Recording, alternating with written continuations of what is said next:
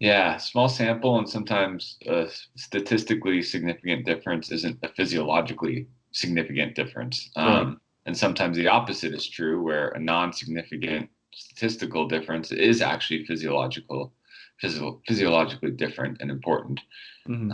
But I think the tension often lies in the idea of if you're recruiting these untrained athletes, which untrained college males, which is what so much of the science is done on. Hmm. Um, they start from such a low level that they can move up quite a bit. Yeah. But what we're often interested in is what happens if you take the elite athlete and can you nudge them just a little bit further?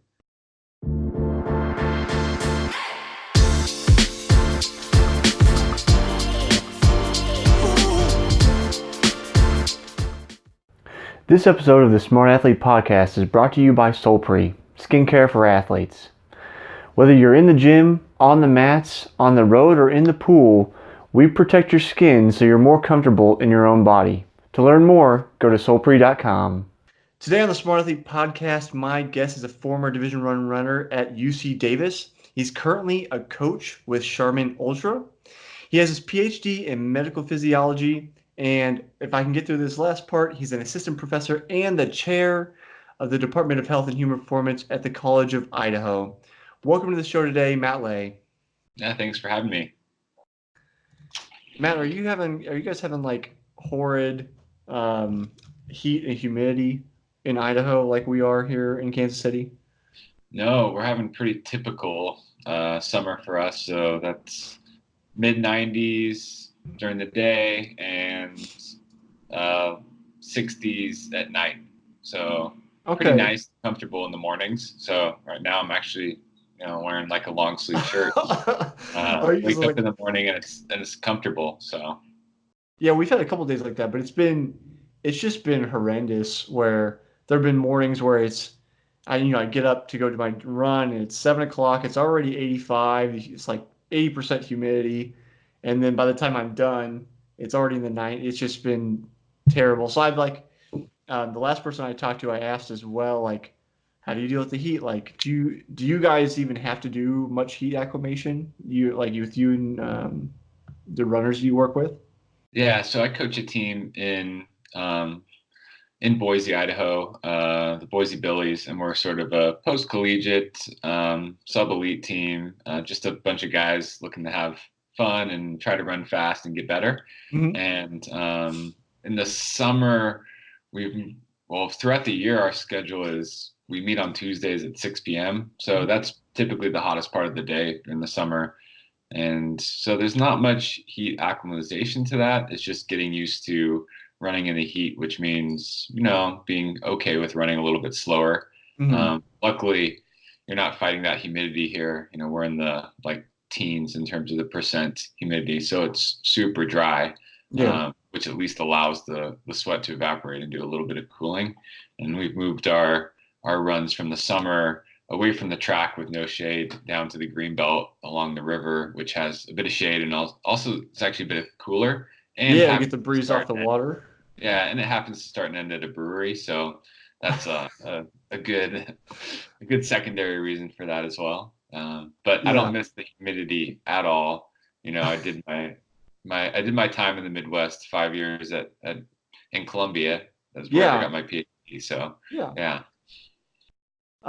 Yeah, we have a team here in town, the KC Smoke, and it's a bunch of post-collegiate guys that are still like all cool like 5K times. They're still like running 15, sometimes 14-minute um 5Ks. Do you guys do you go back out to like open cross country meets? Do you just do road races? yeah. So we're trying to. So we're in our second year really of developing, and last year we went to Club Nationals for the first time, and that was up Okay. in Spokane. So competing against teams like Kansas City Smoke, and the team I used to run for in Columbia, Columbia Track Club. When I was Mhm. there, I was able to get them to go to Club Nationals as well, and that's always to me the most fun post-collegiate event because it's Mhm. like 500 dudes who are fit and you run, a 32-minute 10K in your 300th place or something like that. Yeah. It's it's crazy how much depth there is. And so our goal is to try to build up our team well enough that we can be a little bit more competitive than we were this year there. And then the rest of the team, they're pretty split. So we'll have that one focused event, and then everybody sort of they go off and do whatever they're sort of interested in. So we have road marathoners, road half marathoners. We have trail guys, short trail guys, ultra trail guys, 100-mile trail guys. So regardless of what they're doing, I always feel like there's benefit to getting them all together at least once a week, doing Mm-hmm. some sort of speed session. They can all benefit from the speed, and for some of them, it's a longer speed session than they would typically do, and for some of them, it's a much shorter speed session. Yeah. So it has to sort of fit the needs of everyone in the group, which is a challenge and also really fun. Yeah, but I mean, actually getting together still, I think, helps solidify that team feeling versus like we're all just guys wearing the same jersey that show up at the same place. I think that would help with it being a team instead of just a bunch of individuals.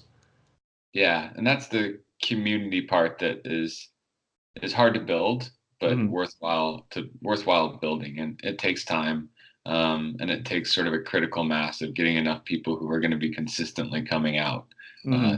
day for that sort of thing, and that's been the challenge in Boise. Even though we're a great town for being active, we're not really a running city. We don't have great races. Hmm. Um, we have great places to run, but we really, I mean, we have a great college team in BSU. Hmm. Their men and women have been stellar. And now there's another group that's starting up in town called the Idaho Distance Project that has Emma Bates and Kinsey Middleton, who are the U.S. and Canadian marathon champs, Hmm. respectively. So that group has been really crushing it recently, and is maybe putting Boise a little bit on the map in terms of a place to train. But we're mostly a mountain biking town. Yeah. It's very much the opposite of when I was living in Marin in terms of the runner to biker ratio out on the Yeah. trail. Definitely more bikers to runners at the moment. So Okay. One of the things I'm curious about is like, so you have a bunch of guys that are obviously still competitive post-collegiately, and I have my own reasons for why I continued post-college, but I know a lot of my teammates stopped or got burnt out, and I see that all the time. mhm. Do you see anything in terms of like a common idea between all these guys that are still interested in being a kind of peak level? Like, what's their motivation? Why are they out there? Yeah, we're a group that's probably 50% of the people were guys that never competed in college and Okay. found the sport afterwards and have kept going after that. And I think that that's one thing that is actually maybe more of a predictor of people willing to sort of get into a group and stay in a group. Because I find Okay. this the similar thing. We have the younger guys do skew towards having been competitive and running in college, Hmm. but they're also the ones that they're also only a fraction of the people that run in college. So if I look back and think about my teammates from Davis, there are only a couple from the 4 years that I was there, not even just from my class, but from the 4 years that I can think of that are still running and still trying to be competitive.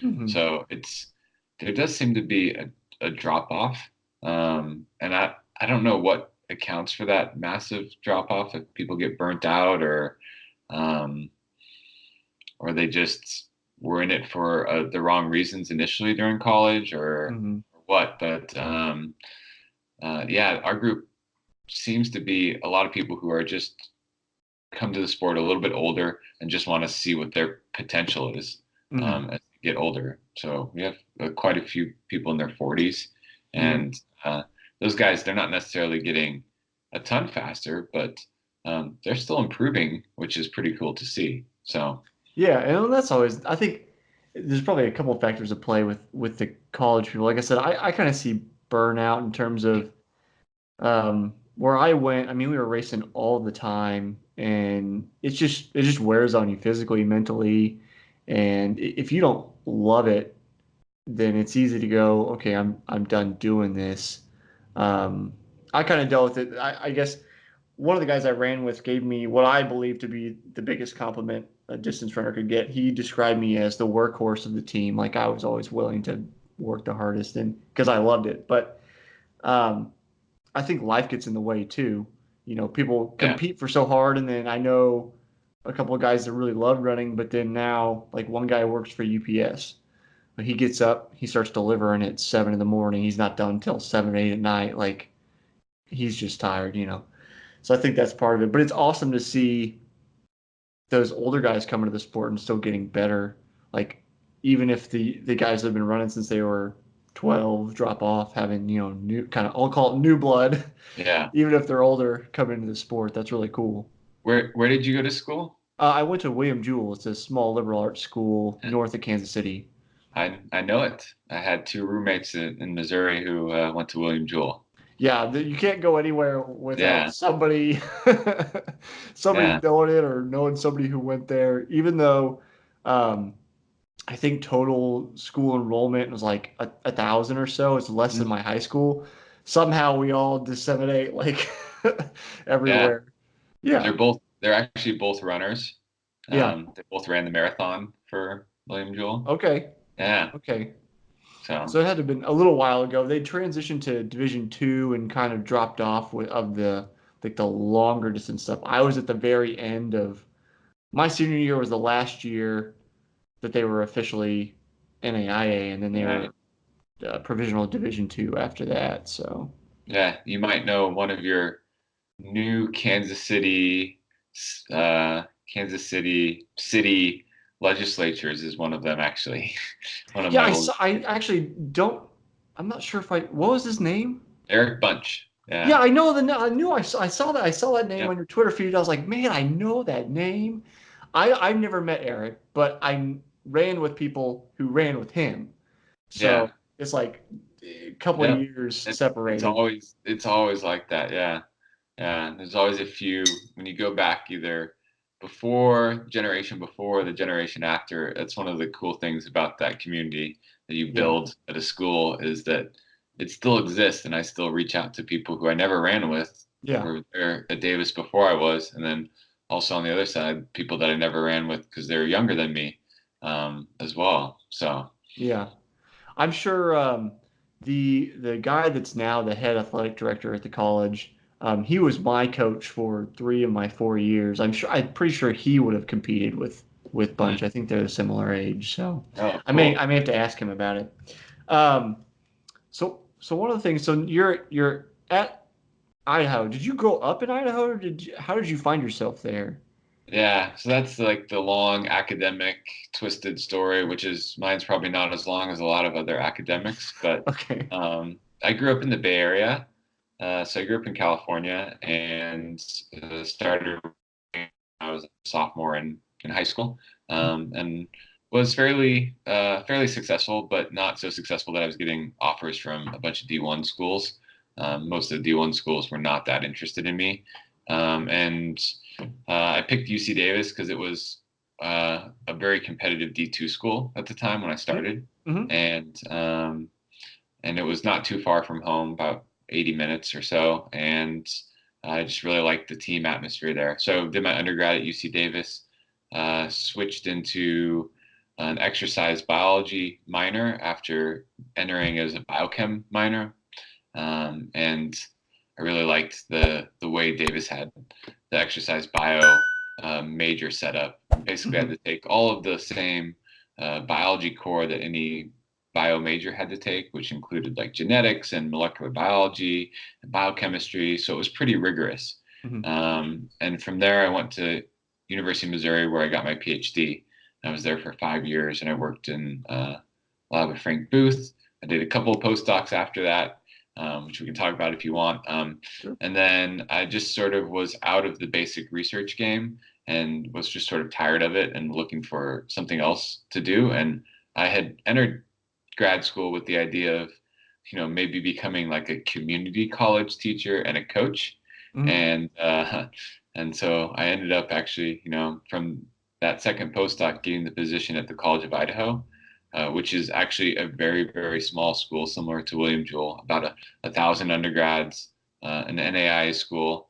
and I've been there for 4 years. So this will be starting my 5th year of teaching in a month or so. And yeah, so that's how I ended up in Idaho. I was not willing to move anywhere for this type of position. It had to be the right sort of setting, and Hmm. Boise sort of checked all those boxes for us when we were looking. It has great outdoor scene. The cost of living was fairly low. It's still pretty low, even though it's growing quite rapidly. Yeah. Um, and yeah, and the college itself was really allowed me to just focus on teaching rather than having to develop and sustain a research program. Yeah. That's what I was just getting ready to ask you because I know Jewel has a pretty good balance between the professors still do research, but it's not a research mill. It's not a paper mill where No. it's not publish or die. It's teaching is important and the undergrad students are important. So, Yeah. So that's been the biggest shift for me is going from essentially 2 postdocs where I did nothing but research. When I started at College of Idaho, I'd never taught a class. I'd never written a syllabus. mhm. And to get hired in a tenure track position like that, it's pretty rare. I felt pretty lucky, but I also felt like I was really far behind. Like a Yeah. lot of colleagues who come in, they have years of maybe visiting professor positions or instructor positions before they get that first tenure track gig. And I was just thrown into it. Yeah. So we were reminiscing about how I was trying to prepare before, and I was sort of like, I don't even know how to prepare. I don't even know what I'm going to be doing. So, like, what the day to day stuff is going to be. So, that first year was pretty rough. But I've sort of settled in and I'm starting to develop a bit more of a research program and a bit more of an identity and direction in which I hope to sort of direct the research. But Hmm. an important part of the research that I do at the College of Idaho is really to get undergrads involved and excited about research. And that often requires me to sort of cater to their interest rather than the other way around where like I do have projects that I'm very interested in and passionate about, but if they're interested in something else, then I want to facilitate that interest and get them interested in doing research and the process of research. And Hmm. they might not publish a paper, they might not even go to a conference, but just partaking in the process of research is a really valuable experience for them Hmm. and something that I really find important as part of my job, more so important than me publishing papers and trying to Right. get grants and things like that. So, So they actually get to design their own study and go through the whole experimental process. yes, yep, and they often learn about the difficulties of doing research in humans. It's not easy to Getting past the recruit somebody. IRB and Yeah, you got to go through the IRB, and then, I mean, just recruiting, and then making sure students are sort of following the instructions. The students are often the participants as well. mhm.